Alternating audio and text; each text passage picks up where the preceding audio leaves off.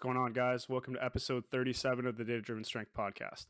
Today, Josh has prepared a solid segment here talking about some of the nuances when we're discussing the concept of training volume when training for strength. This conversation is super popular when we're kind of talking about, training for muscle growth and maximizing hypertrophy. But as we'll discuss here in today's podcast, there might be some nuances and limitations when training for strength that often don't get a ton of discussion that we're going to touch on today. Just on the front end of the show here, be sure to check out the links in the description for all the services that we offer, and go ahead and leave us a 5-star rating and review if you don't mind and you enjoy listening to us babble on these topics on the show. So without further ado, I'm going to kick it over to Josh to get started on this topic for volume for strength. Yeah, man. So to provide a little bit of context for this episode, and also a bit of an apology, because we put a question box on Instagram and we got a bunch of questions, and the plan was to originally just, go through those questions in kind of rapid fire fashion. But we got a really good question, a simple question, but a really good question, really thought-provoking question. And then Zach and I just kind of went back and forth on this throughout the day, and we started, looking back through some papers, and we're like, hey, let's just do a full podcast on just this topic. So the question was asked by JWest1554 on Instagram. So thank you, Jay West, for the question. And then people that asked questions that we're not going to be getting to today, hopefully we will circle around to those in the next podcast episode. I wonder if there'll ever be an episode where we don't say that. Yeah. And also, when I was saying that, I realized there were a couple of other questions asked. Like someone asked a question through the website, like contact submission. That was actually a really good question. They were really trying to make sure we saw it. Poor soul. Yeah. I'm pretty sure I have 3 links on my computer of like different spots with questions, and there's a lot of good ones, and then we keep asking for more, so we're kind of shooting ourselves in the foot. But yeah, Jay West, you are the star of the show today, man. I appreciate Come on it. down. Price is Yeah, right. come on down. So yeah, again, very simple question. So Jay West asked, is 10 to 20 sets per week a good recommendation for strength? Again, very simple question, but a very thought-provoking one, and I think one that's potentially overlooked. Like when I saw that, I was like, oh, that's actually a really good thing to discuss. Yeah, I don't want to cut you off, Josh, but literally the thing that sparked this like heavily in my mind that you said to me is that you asked me the question when we kind of started talking about it, but the thing that made it click, where you were like, it's very similar to asking, is 0 to 4 RAR a good recommendation? And I was like, Yeah. oh, I get Yeah. it. And then we started really taking off. But yeah, I'm not going to cut you off anymore. Yeah, so like Zach said, we think 0 to 4 RAR is a potentially good practical recommendation, but probably not the most evidence-based. I'd say a similar thing here with 10 to 20 sets per week. We'll circle around to some more practical recommendations. We might adjust that range a little bit, provide a little bit more context. But I wanted to quickly go through like some considerations for the research looking at the influence of volume on strength gains, and then we'll kind of, go back and forth and probably have a more broad discussion after that. And again, hopefully this is pretty practical, because even by going through limitations of research, hopefully you can see what we think is important to consider, and thus what's going to influence volume levels in practice for yourself or for athletes, etc. So I'd say, like, from a high level, before I get into any specific research or specific references, I think we need to think of just the general considerations of research, right? So the first is that studies are going to be short term. And I think this is especially important for something like volume for strength, because the best training protocol for someone to get strong at the end of an 8-week study might be different than the best training protocol for someone to get strong in 8 years or 8 months, right? Another thing is that, and this is probably the most important one, is that most of the studies that kind of go into this body of research are not designed for strength.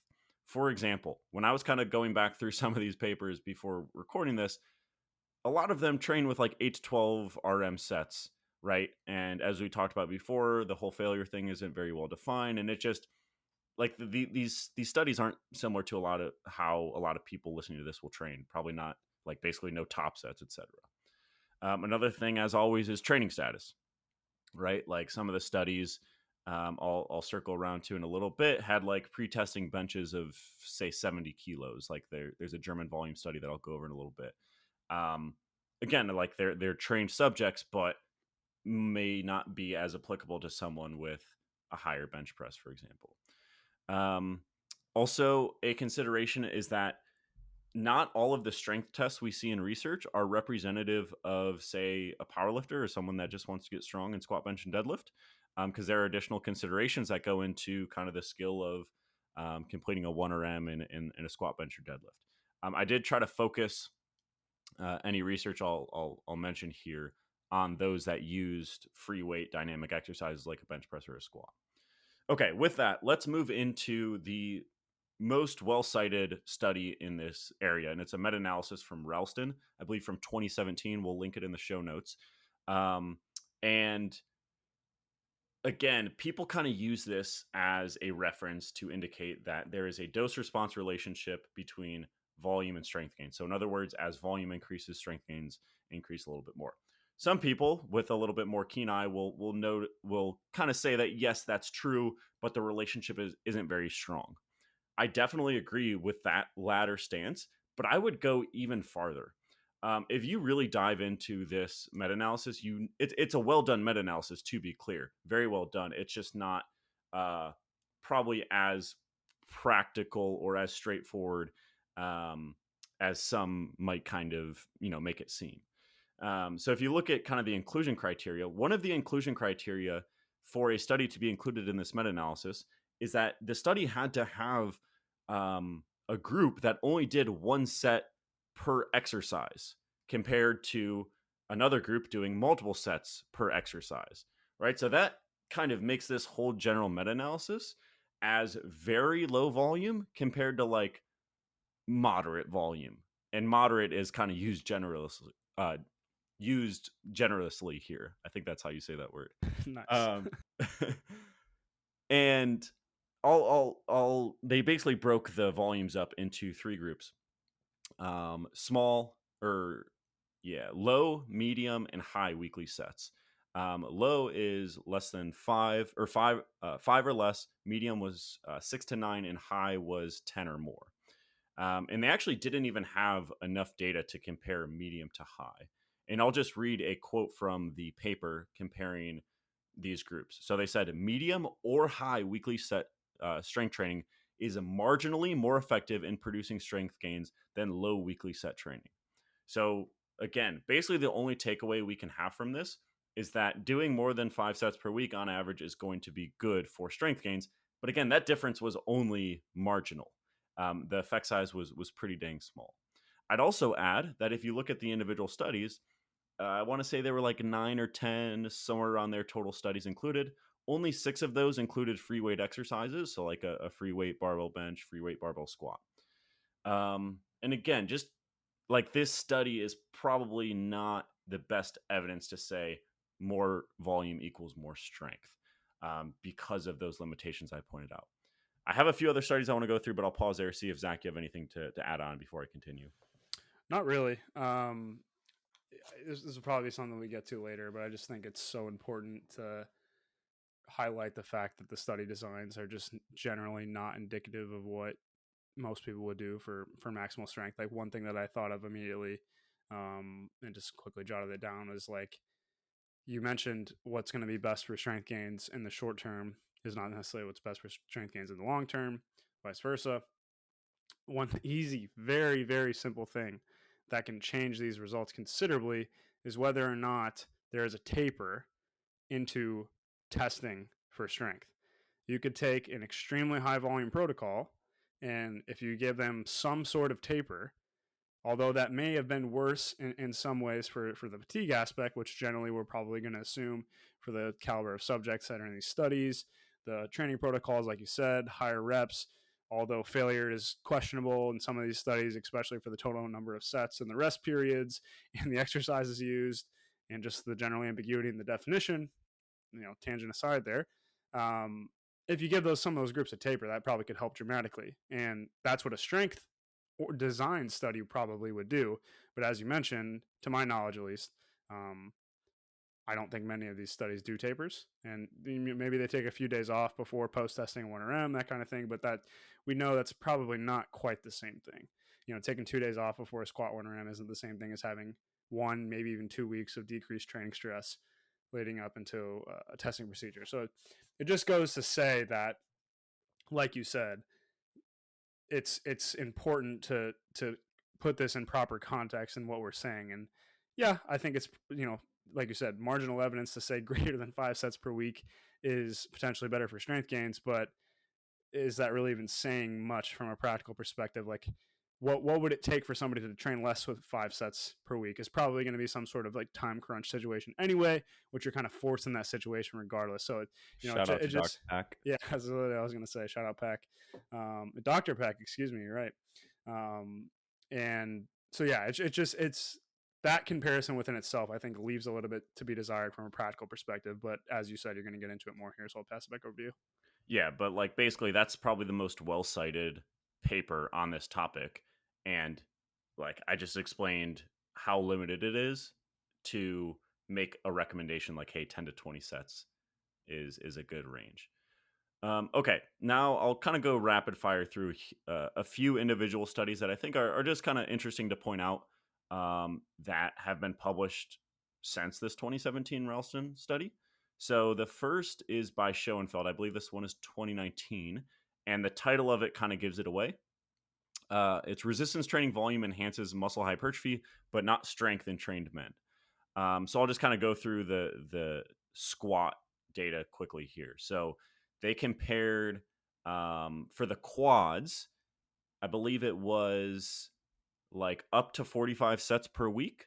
The other groups did like 12, like nine, like one group did 9, one group did, I want to say 27, one group did 45, something like that, if my math on the top of my head is correct. Sounds Um, right to me. Yeah. yeah, and that volume was split up equally between squat, leg press, and leg extension. And there was no difference in squat gains. So that is a study that does, okay, get exposure to a higher range, but they don't necessarily see that dose response relationship. A couple other studies to quickly go through that, also kind of like give us some exposure to these higher set ranges. One from Brigado and one from, and I'm absolutely going to butcher this, Amir Thalangan, something like that. And Question mark. yeah, question mark. And in the Brigado study, they compared 16 sets per week to 24 sets per week to 32 sets per week. And there was actually a significant difference with a moderate between group effect size of 0.54, in favor of the group training with 32 sets per week compared to 16 sets per week. And that's in squat 1RM strength gains. Half of that volume was between the squat and the leg extension. They also trained the bench press, but there was no difference in bench press gains between the 16, 24, and 32 sets per week. But with that said, this study is kind of tough to take any serious take homes from it, because the rep ranges they trained with were relatively high, definitely a hypertrophy oriented protocol. Also, I just don't think anyone's going to do 32 sets per muscle group to failure, so probably not an ecologically valid protocol. I think the rest periods are really short too. I can't totally recall. Yeah, so this is like where we would really underscore the limitation we mentioned before of like, hey, these studies are not designed for strength. Like the way they designed this study is just no one's going to train that way for strength. Not saying it wasn't a good study design, but instead just saying that, again, probably not the most helpful for our purposes here. But interestingly, even though, again, probably not the most helpful study, it did kind of, I guess, in some way lean in favor of that higher volume group, uh, very high volume group. But that didn't agree with that the other study I mentioned, the name I butchered. So this is, I believe, 2017 study looking at like modified modified German volume training, and they compared training 15 sets per week to 30 sets per week. Probably the most relevant exercise for us here is the bench press, and they saw that there was significantly greater bench press gains for the lower volume group, so the group training with 15 sets per week. with a moderate effect size between groups of 0.39. The Brigado study had 60-second rest periods and sets taken to concentric muscular failure. Yeah. So again, overall, these studies might not be the most ecologically valid because the set volumes are just so high that I don't think many would tolerate it or be able to complete the protocols. Um, but again, we kind of have a little bit of disagreement there. One in favor of more moderate volumes, one in favor of very high or extreme volumes. That leads us to a study from Abe and colleagues, which it's probably not great practice to put more weight or emphasis on one study, but I do think this is probably the most ecologically valid For one. sure. So they used well-trained subjects and they compared 12 to 18 to 24 sets per week. Half of the volume was on the back squat and half was on the leg press. And there was no significant difference between any of the groups in 1RM strength gains. However, if you're liberal with your interpretation, I think it's pretty clear that the results lean in favor of, or the results seem to indicate that the 24 set per week group did worse compared to the other groups. So if we just look at the percent changes in 1RM strength gains, the 12 set per week group gained 11.3% on their squat, the 18 set per week group gained 16.2%, and the 24 set per week group gained 5.4%. So again, if you were being very, very liberal here, you would say like, oh, 18 sets per week compared to 24 sets per week led to 3 times the strength gains. I think that's quite extreme. If you look at the between group effect size, it was moderate between that 18 and 24 group. The between group difference just missed statistical significance, but nonetheless, I think that's some indication that there might be a point of volume, kind of like too much volume being a thing for strength in this, again, very ecologically valid protocol here. Because again, it kind of seems that 18 sets per week was more of a sweet spot than 12 or 24. Um, but yeah, I'll pause there. Zach, let's see if you want to put a bow on The any of these. the major thing I'm trying to look for here in the Aave study is I'm curious about the taper. I can't recall if they did any sort of taper on that one because that one would be interesting to me because, like you said, that one is the most interesting to me because it's definitely the most ecologically valid. It's the Yeah. heaviest loads that I believe we have. I think it was like 6 to 8 reps at about 2 RAR in the last set.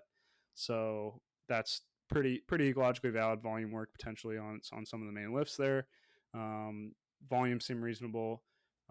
Everything about the program seems pretty reasonable, and so then it just leaves me wondering: does any of that very acute fatigue from the highest volume group play any role in terms of the tapering? That's just one thing that comes to mind. But other than that, I think you did a great job summarizing those. It's there are there's considerable limitations to keep in mind, but definitely some interesting things to continue to talk about with each of these in mind.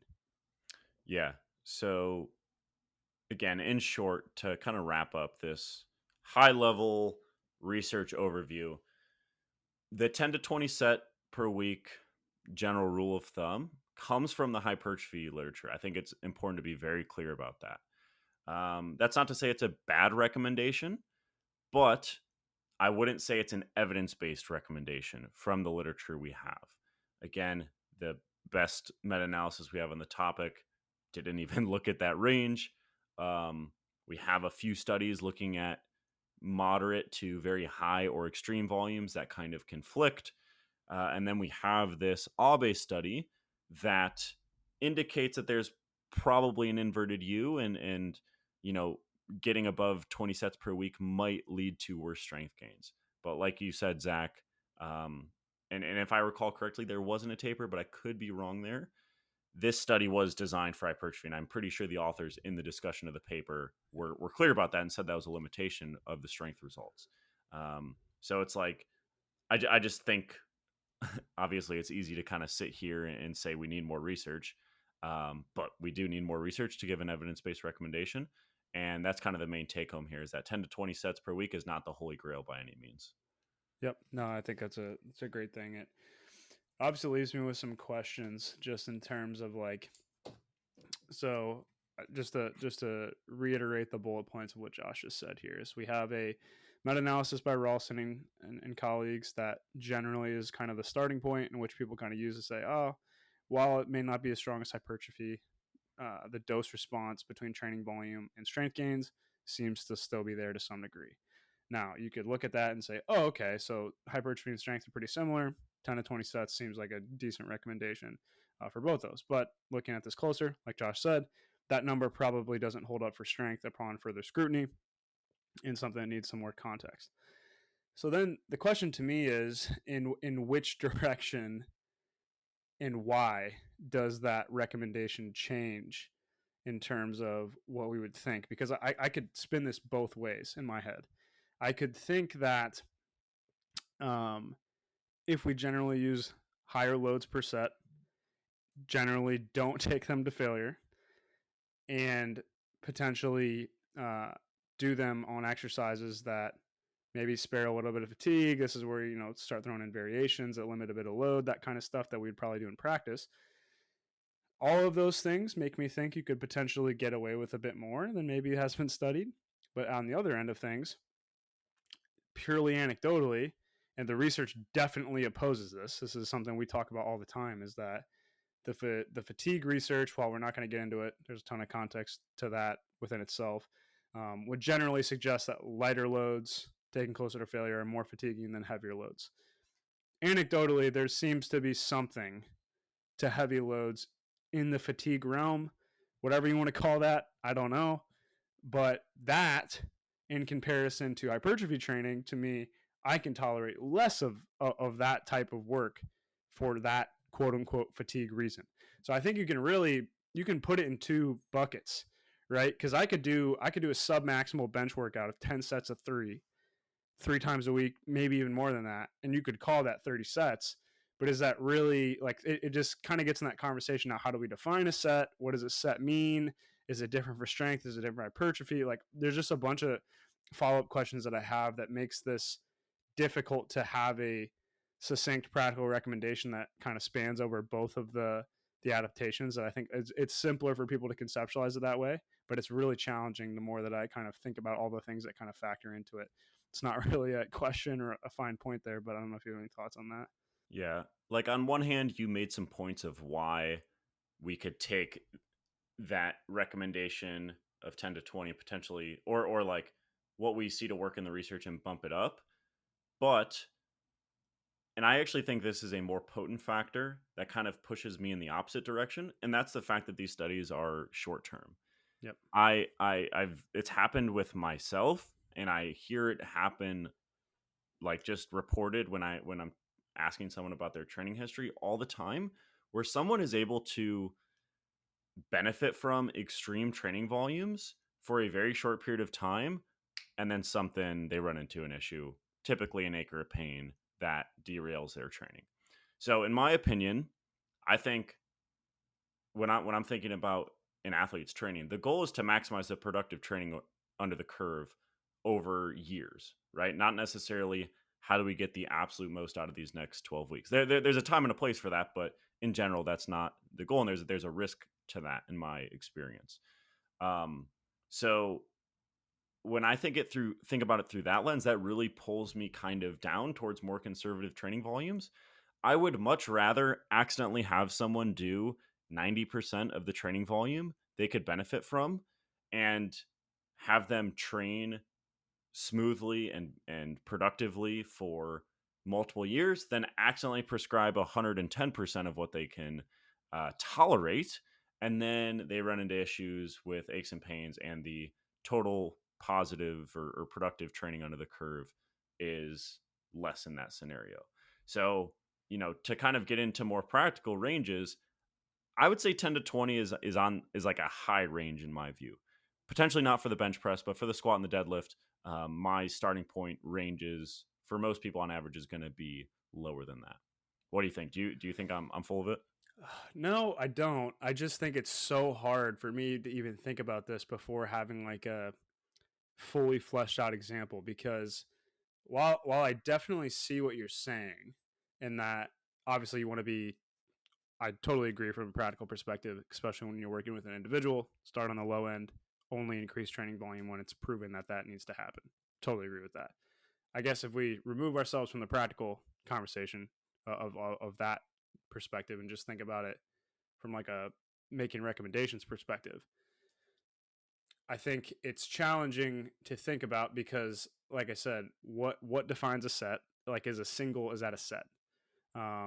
Is a leg press set a set for your squat strength? You know what I mean? Like, there's just like all those variables that I feel like make it challenging to even provide a recommendation, because you'd have to come in with some sort of understanding on, okay, well, this is where we're kind of talking from, and here's where we're operating from when we're increasing sets in this way or decreasing sets in this way, which isn't super helpful for a conversation like this, but I'm just thinking on the fly here. But ultimately, what I'm getting at is I think volume for strength is a tough thing to even define, because I think that there's a lot of inputs into that equation. So one thing we talked about, Josh, was, so it's very common to hear people talk about the inverted U for hypertrophy training volume, and I think that's a really good kind of mental model to kind of think about. Basically, that you have a low amount of gain in muscle size for very low training volumes. You start to gradually increase those training volumes. You get increases in your returns, but eventually you get to a point where those returns strongly diminish. And if you keep pushing the training volume even more past that point, you actually may have a regression in the returns in terms of muscle size. So that's kind of where you get that inverted U shape. Um, One thing I said to you for strength that seemed intuitive to me, that I'm not exactly sure where the mean of this distribution is. So, like, theoretically, the mean of the hypertrophy distribution, if you're saying 10 to 20 sets is the general recommendation, going to be somewhere around 15. For strength, like I just said, I think it's very challenging to define where that mean is. But what I think is, based on my experience, I think the width, or the standard deviation of that distribution, is considerably smaller. Meaning the curve is really, really tall in the middle, but the tails are pretty small. Meaning, for strength, I think getting the individual training dose or the individual level of volume is pretty important, because if you meaningfully underdose somebody's skill practice, I think that's going to hold you back quite a bit. And you could do all the leg extensions you want in the world, and you can get considerably bigger quads. But if you're not practicing the squat at all, you're going to have a tough time transferring that. And the same goes in the opposite direction, which is exactly what Josh said, in terms of, if I'm doing, Smolov full on, that may work really well for a few weeks, but eventually, once that tolerance is just that tolerance capacity is far exceeded, I think you're going to run into issues that may even potentially plague you long term if you continually go down that rabbit hole. So I think that's the thing that makes the most sense to me for strength, and maybe something that is the most practical in a sense, because what that would communicate is that while we probably don't have a super confident um, recommendation for strength, like I said, it's difficult to define to even know what we're talking about. I think that there's two important things here. One, shout out Dr. Pack again. We know that even pretty well trained people, if you do some pretty specific work, meaning heavy singles, maybe a few back off sets that are pretty high load, you can still see some pretty meaningful increases in strength. So undershooting it probably isn't that big of a risk from that perspective, meaning you can still make some pretty solid increases even if you're doing very low training volumes. I think as much as one repetition in the deadlift per week in one of the studies. So that's one thing. And then two, the cost, like Josh said, of overshooting that training volume probably is meaningfully more for strength, in my opinion, than hypertrophy volume. You do 5 extra sets of leg extensions in a workout. Is all those sets going to be super high quality? Probably not. In my experience, again, speaking anecdotally here, is that like a huge cost? Probably not. If you do an extra 5 set of squats, especially if those are like hard sets with heavy loads, in my experience, I've seen that have some negative consequences potentially. So I think the cost there is a little bit greater. So the whole thing, that putting that all together, meaning there's this distribution that is much, much tighter than it is for hypertrophy, I think be conservative and move slowly is ultimately the message that I'm painting with kind of those two things, because the downsides are very small. At least it seems to be the case, even in pretty well-trained individuals from the data we have. And the cost moving too quickly in the other direction probably isn't a great idea for long-term sustainability, like Josh said. So I think, if anything, that's kind of the mental model. So if I was going to shoot with that practical recommendation, I'd probably bias it downwards and use that as kind of your thought process, while we can't really have an exact number in mind due to the limitations of the research. And just, again, the whole definition process is difficult.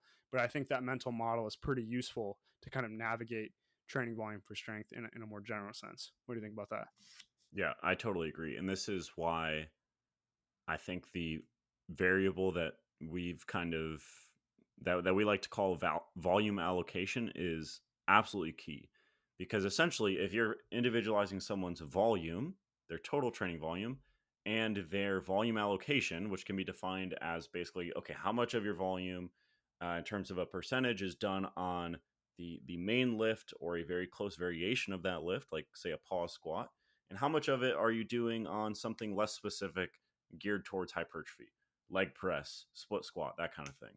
Um, and at the end of the day, if you're individualizing total volume and volume allocation, you're essentially working with that specific volume and non-specific volume independently, right? And like Zach said, those curves are just fundamentally different, right? Those inverted U curves that I think a lot of people are going to be familiar with that Zach described, and that makes sense why they're going to be different. And they're probably maybe even the kind of like the peak of them and how much volume that is for strength and hypertrophy is going to be at a different point for a different individual for strength and hypertrophy.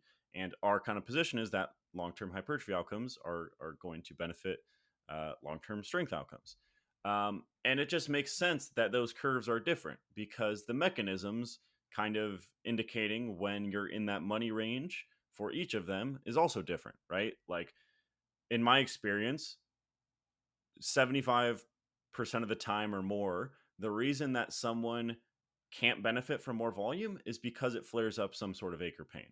For hypertrophy training, that is very easily mitigated in my experience. Not to say that that never happens, but infinite, like way less, right? So those curves are It's also fundamentally different. it's also less um, impactful in the sense that it's irrelevant, basically. Like Right. the adaptation isn't task dependent, basically. Right. Like we're fundamentally working with different adaptations and different mechanisms for what gets you in that money range. And I just think that's so important for people to take home and not to conflate hypertrophy volume and strength volume and how to think about those. Here's an interesting thought experiment. I wonder if part of the reason that we've had this observation, and basically what I'm thinking is, when we talk about strength, we're talking about these movements that have constraints that are basically placed upon an individual. Whereas hypertrophy training, you basically find things that feel good for you and your individual structure, whatever other things that we don't even know exist that happen to be part of the individualization process. Whereas every single person that starts lifting a barbell back squat 1RM is something that they kind of view as this thing. So you're placing these artificial constraints on different individuals that may impact them differently, which is kind of leading to that cost thing. Whereas, like, I don't mean to use these in like injurious terms. That's not really what I'm talking about. I'm just talking about fatigue, those kind of things. But like, if a squat just doesn't agree with somebody's mechanics, that could theoretically be like considerably more fatiguing than somebody else. And that may be because this is the exercise tradition has dictated that we use as the measuring stick for strength. Whereas if we use the leg press, maybe that's not as big of an issue. You know what I mean? Like, it's just interesting to me how that could play a role in some of this, as well as that we just have decided that these certain exercises are the ones that are how we measure strength, and that may come with consequences in the terms and in the way that we determine training volume, because if that's the way or the exercise that you're using to accumulate volume on, that's inevitably going to have very individual responses to how much you can tolerate on that, because the mechanics are so individualized. So I just think that that Yeah. is something I think is pretty important, which I've definitely noticed anecdotally. And as we've kind of expanded our thinking on kind of the strength limiter kind of hypothesis and kind of moving things down that kind of rabbit hole, I think that has really opened my eyes to that and how volume allocation can be used in that way for people that just seem to get pretty fatigued from performing the main lifts that we're trying to improve strength on, to which it's not necessarily that volume per se is what they can't recover from. It's volume on that individual movement that just seems to have a disproportionate recovery cost for that person. So I just think that that is potentially something to think about. But again, just spitballing. Yeah. The flexibility inherent with hypertrophy training makes it a totally different ball game, I think is basically how you would sum that up. Yes. Um, yeah, I agree. One thing I do want to add is a bit of a caveat, and this is a little bit of a tangent, but I do want to mention a study from Gurgic. I think this one's from 2019. This is a meta-analysis on the influence of frequency on strength gains. And this study had this meta-analysis had a good amount of studies included in it, considerably more than what was in that Ralston paper. Um, and I just think this one is interesting to point out because I could see some people that are very familiar with the research potentially pointing this one out as evidence for, uh, you know, volume being that relationship between volume and strength gains being quite strong. Um, because in this study, they did see a significant effect of frequency on strength gains, but that was not the case when they looked at volume equated studies. So, in other words, if you have a higher volume, or in this case, a higher frequency design, right, or a higher frequency approach, that seemed to only increase lead to greater strength gains compared to a lower frequency design if that higher frequency design had more training volume inherent to it. So this study, again, I don't think this is direct evidence on the topic because it has that confounder of frequency, right? It has that confounder of like, yeah, you're comparing different volumes, but it's indirectly because you're also comparing different frequencies. But I do want to point this out because I think it's an important take home that I do think this is decent evidence for the role of per session volume potentially being the reason we see these outcomes. So in other words, if you personally find that you don't benefit from higher training volumes for strength outcomes just through kind of analyzing your own training history, uh, you might be limiting yourself if you're not increasing training frequency. Again, I'm not saying this is the way to go and high frequency training is the way to go for everyone, but I do think it's important to keep in mind and a study I wanted to acknowledge as I think um, that's one people might turn to when kind of looking at this relationship between volume and strength. One thing that makes me think of, again, this is just totally me thinking about this on the moment. Let me know if I'm crazy. The That makes me think that potentially the way you would look at modifications, at least as potentially the default, is maybe it's not the best idea for strength specifically to, if you need to increase training dose. This is a theoretical example that you could tolerate this increase in dose. I'm saying, um, jacking up the sets per session on the actual main lift itself, and potentially if you're looking to increase a session's volume up until whatever level we seems to have pretty strong diminishing returns, probably do that on the hypertrophy movement that you're using. And then once you reach a per session cap, it's probably a better idea to increase the frequency of the main lift for strength specifically, because it kind of makes sense to me in the way that you describe this. There, like, just anecdotally from like thinking about strength as a skill and all those kind of things, there's definitely a level or a number of sets to the point where you just can't focus on the skill anymore, and you're kind of just getting through the reps. Um, which, if you're just getting through the reps, inherently that's kind of a more of a muscular thing. Why don't we just use a more efficient tool for that anyway? Generally speaking, and that's where I'm thinking of this is like, let's find the most efficient number of sets on the lifts that we care about strength, make those super high quality, high loads, good execution, all those kind of things, really focus on our cues, keep that quality super high, and then just get the rest of the session volume in on some other tools that are more efficient, and you can kind of turn your brain off because that just happens. So like, let's put yourself in a position that is more conducive to that anyway. And then if you do need additional strength practice, which we've definitely seen individuals on both ends of the spectrum, some people can get away with deadlifting, squatting, sometimes even benching very low frequency, and that seems to be totally fine for them. Whereas other individuals, I call it the technique decay. Some individuals need to have a really high frequency to not let that technique decay, and forgetting maybe a cue or the way the bar grooves, or just like an internal feeling on how to really make sure those repetitions are clean and they're executing in the way that they want. Sometimes a higher frequency approach is beneficial for that because they have an opportunity to practice that more often, and that kind of decay in skill doesn't really happen. So it's an interesting thing when you bring that up, because I think that might be kind of a good default to have, in terms of per session versus overall volume, and kind of thinking about strength gains specifically in the terms that, increasing volume on the main lifts may be best done through frequency as opposed to just injecting a ton of sets on the main lift into one session. Whereas if you're trying to keep, your frequency similar, and you may think you can recover from a bit more volume, maybe it's better to inject that into a hypertrophy variation accessory, that kind of thing. Yeah, I think that's a great default. Obviously, it'll have to be individualized because you have kind of multiple in inputs into how to best kind of distribute volume within the session, right? You obviously have how much total volume you're going to do. You have how good of a hypertrophy stimulus is the main lift for this individual. You have, how much practice do they need? How much do they seem to benefit from? Like does that seem to really decay off after a couple of hard sets for this individual, or they can kind of keep going through with high quality? There's a lot that goes into that, but I agree with that as like a starting point. And I think that there's definitely like an inverted U of the benefit of training volume within a session, I think, is the main take home here. And that's going to look different for everybody. Um, and if you notice that, hey, when I do this amount of sets, I just, I don't really seem to benefit it from it per week. Okay, you might be kind of on that descending part of the inverted U within that session. So if you do suspect that you're going to benefit from higher volumes, it might be time to bump up frequency so you can kind of, be in that money range per session.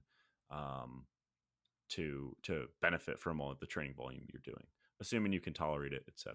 So, with that, Zach, you got anything to follow up with there? Or do you think we can quickly summarize? I think you're good. Cool. All right. Yeah. Let's try to like summarize this from the ground level. I would say in general, from what we can tell, there is a dose response relationship between volume and strength gains, but it is almost certainly not as strong as a relationship between volume and hypertrophy outcomes.